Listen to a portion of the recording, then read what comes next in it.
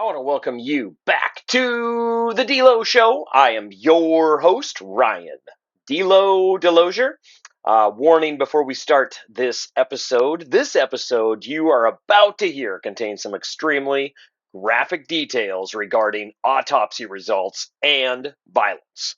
Use your discretion, and especially if you have little ones around or sensitive ears to stuff like that. So once again, welcoming you back to the DeLo Show. I am Ryan DeLozier. And if you listen to my last bonus episode I dropped, we talked about the warning signs and the 13 red flags that Washington State University allegedly ignored in the Idaho Four killing.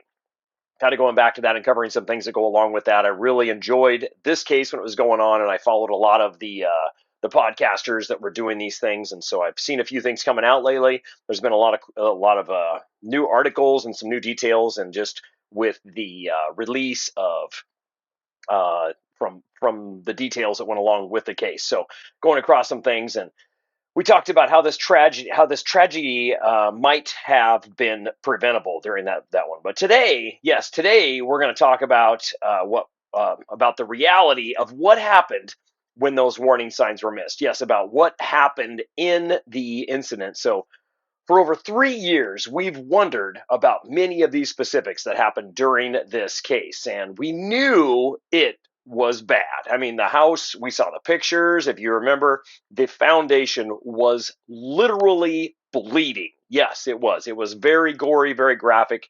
We knew it was bad. We knew it was violent. But these new court documents that have been unsealed this week have finally put a number on that horror. And that number, one of those numbers, is 150. Yes, 150. That is the combined number of stab wounds that were inflicted on Ethan, Xana, Kaylee, and Maddie by that K-bar knife, where the sheath was left at the crime scene. I've driven past the King Road house when it was there. I've walked those streets of Moscow. But reading these new reports, it changes how you see this case. It turns tragedy into ferocity. Today, we are breaking down the newly unsealed autopsy findings that reveal Xana Kernodle's desperate final stand. We also are going to look at what the killer, I hate to say his name, I'm not going to say it, BK, is doing right now. What is this gentleman doing? What is this individual? Can't even give him the gentleman title. What is this individual doing right now? While we mourn these students, he is reportedly sitting in solitary confinement, complaining about, wait for it, bananas. He's complaining about bananas. Yes, that's it. Yeah, let's get into this. So, 150 wounds. We're going to do a deep dive into this right here. So let's start with the hard numbers released by Skagit County this week. Prosecutors released a supplemental filing regarding expert testimony, and it gives us the first true forensic accounting of that night. The killer didn't just attack them. He obliterated these individuals, the Idaho Four. Xana Kernodle was a fighter, so I'm going to start with her. The autopsy revealed that she suffered the most. Okay, she sustained approximately 67 wounds. 67 wounds. Yes, that is a lot. The evidence suggests she was awake when this happened. She was the only one who had a chance to realize what was happening and be able to fight back. The reports note that she had defensive wounds, deep cuts on her hands that went all the way to the bone. Most chilling of all, investigators found blood on the soles of her feet. This tells us she was moving. She was standing. She was stepping in her own blood as BK just kept on coming back at her again with the K-bar knife. And she's trying to get away, trying to defend herself, trying to fight back, trying to maneuver around that room to get away, to fend him off. Xana fought for her life until the very end.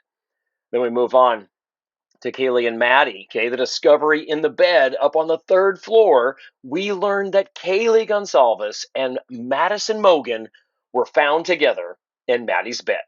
Kaylee suffered roughly 38 wounds, The damage was so severe that initial police reports said that she was unrecognizable. The autopsy mentions blunt force trauma, okay, not stab wounds, but blunt force trauma to her head and asphyxial injuries, suggesting she may have been suffocated or strangled in addition to the stabbing that went along with this. Maddie suffered 28 wounds. I don't know how many it takes. I mean, really, this is a huge knife. Go look it up. The K-bar knife is huge. It's a Marine fighting knife, okay? 28 wounds is overkill.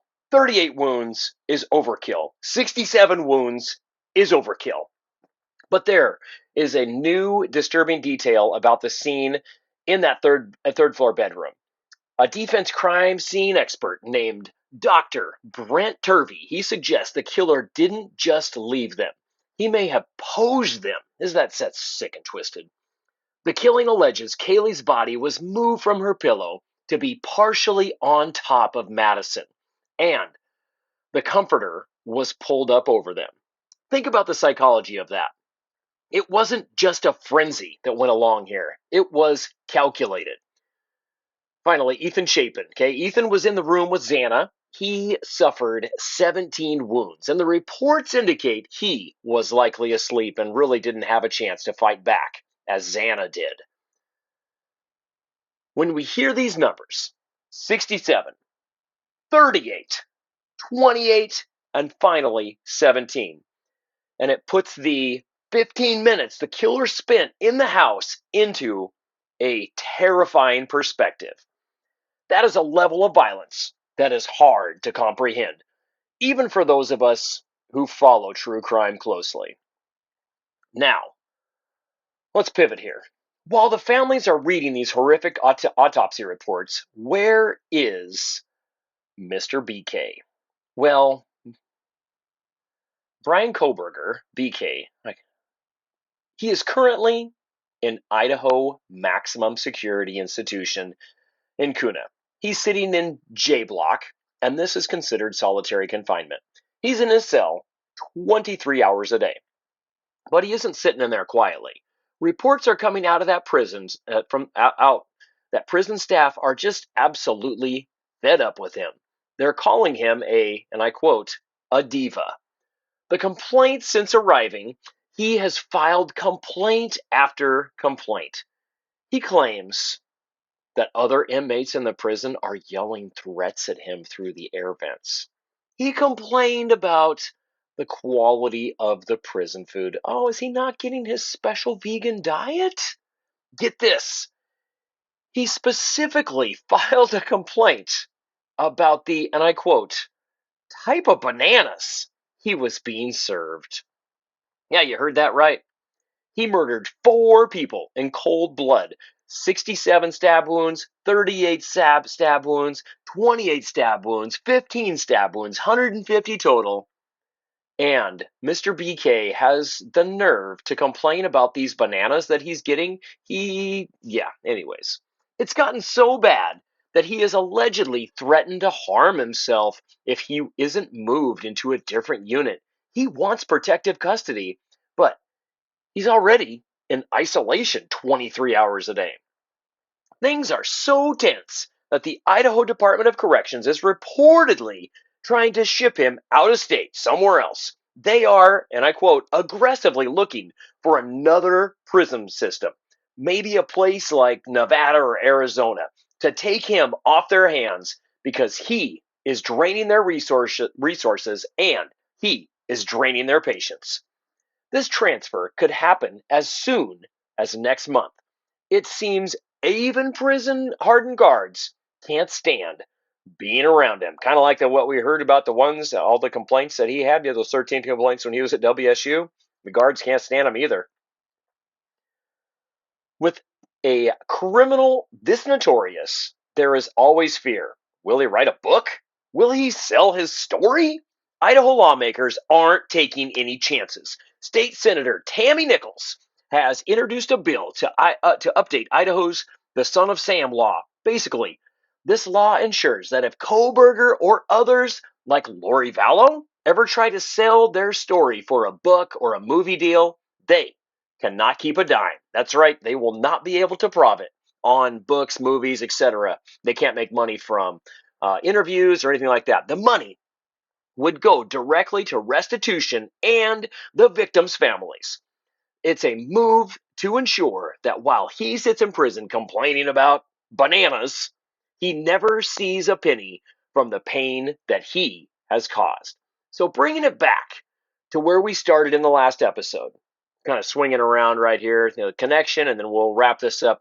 The families of Xana and Ethan and Maddie and Kaylee, they are suing WSU because they believe that this guy's behavior was predictable. You remember from the last episode, if you didn't go back to it and check it out, there was 13 reasons, and there was 13.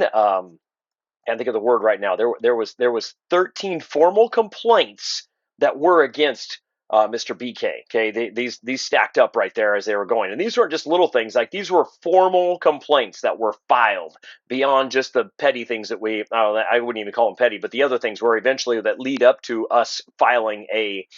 You don't typically file a complaint on the first complaint, the first time that someone does something like that. So 13 times in one semester. And the semester goes from August and it begins in December. So pretty short time right there. When you look at the autopsy results we discussed today, the sheer rage, the posing of the bodies, that's one I didn't know about. That's an interesting one right there that came out of these autopsy photos, that they believe that he posed the bodies and then pulled the covers up over them. Yeah, we need a psychologist to explain that to us.